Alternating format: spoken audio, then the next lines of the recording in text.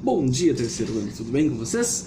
Hoje vamos falar um pouco sobre Nietzsche, um filósofo tão controverso da nossa história da filosofia e que nós já comentamos alguns conceitos principais aqui de Nietzsche. Mas nós vamos focar bem na questão de Nietzsche enquanto um antirracionalista. Nietzsche ele faz uma crítica muito ferrenha, muito mordaz, aquele projeto de iluminismo onde a razão ela se coloca como sendo a única dona da verdade. Onde a razão ela quer buscar verdades dogmáticas e verdades absolutas. Ora, Nietzsche vai deixar muito claro, não existem verdades absolutas, não existem verdades dogmáticas. O que nós temos é a vontade de verdade. Toda a verdade ela está pautada num caráter subjetivo, ou seja, a verdade sempre vai estar ligada àquela vontade de verdade, ou seja, a verdade se dá dentro daquilo que é mais plausível, palpável para aquele que a propõe. Então não existe uma verdade absoluta, existem verdades. E aí você vai, dentro da sua vontade de verdade, elencar aquelas que lhe são mais propícias para um determinado momento, aquelas que cabem melhor dentro daquilo que você busca, daquilo que você quer, daquilo que você propõe. Então Nietzsche não existe uma verdade absoluta, então ele faz essa crítica ferrenha a esta razão, a esse projeto iluminista, digamos assim, de uma razão que consegue, ou que abarcaria, digamos assim, né, que conseguiria dar verdades dogmáticas ou verdades absolutas. Olha, essa verdade absoluta, essa verdade dogmática, ela não existe. Não é a razão que vai propô-la, né? Não há esta possibilidade. Isso num primeiro momento.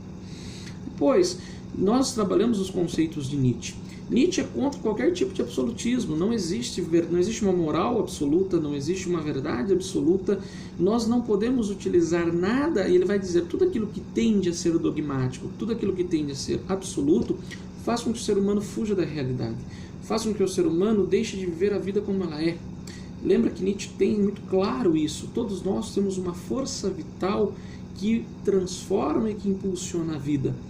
Para que esta força vital, esta vontade de potência continue a sendo exercida, nós não podemos cair nos dogmatismos, nós não podemos cair na busca de uma verdade absoluta. E aí é onde Nietzsche faz as suas críticas, tanto à metafísica, tanto às religiões, ou tudo aquilo que pode ser considerado um ídolo, né? Quando ele vai falar da quebra dos ídolos, nós temos que quebrar os nossos ídolos, ou seja, ídolo para Nietzsche é tudo aquilo que faz você fugir da sua realidade.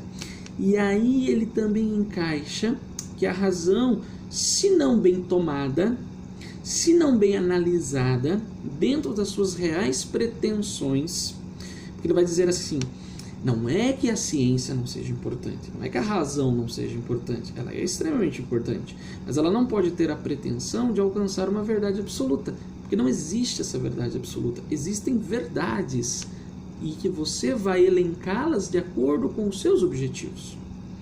Então, esse absolutismo, esse dogmatismo, né, da razão, Nietzsche faz uma crítica muito ferrenha com relação a isso. E aí ele vai trabalhar este conceito, né? Tem um livro, quando ele fala Gaia Ciência, ele vai dizer muito claro, que ciência, a razão, ela vai caminhar a passos, dar passos para que possa chegar a alguma verdade comprovada, demonstrada, mas ela não pode jamais ter a pretensão de ser a única verdade, de ter a pretensão de ser dogmática, ou seja, fechada, o único ponto de vista, a única solução, a única possibilidade de verdade existente.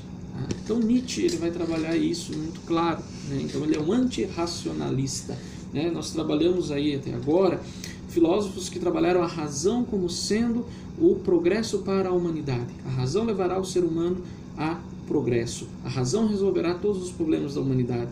A razão fará com que o ser humano alcance estágios superiores e alcance uma plenitude, uma harmonia e um progresso. Nietzsche vai dizer, ora, A razão, ela trabalha com conceitos que podem ser verificados, a razão trabalha com vontade de verdade. Não existe verdade absoluta, não existe verdade dogmática. Não pode a razão pretender ser um ídolo.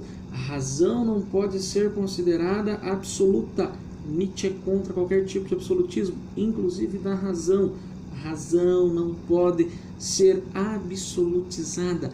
A razão não pode ser dogmatizada como a única fonte de verdade ou como a única verdade, porque o que nós temos são verdades subjetivas construídas com relação a algum objetivo, seja ele qual for.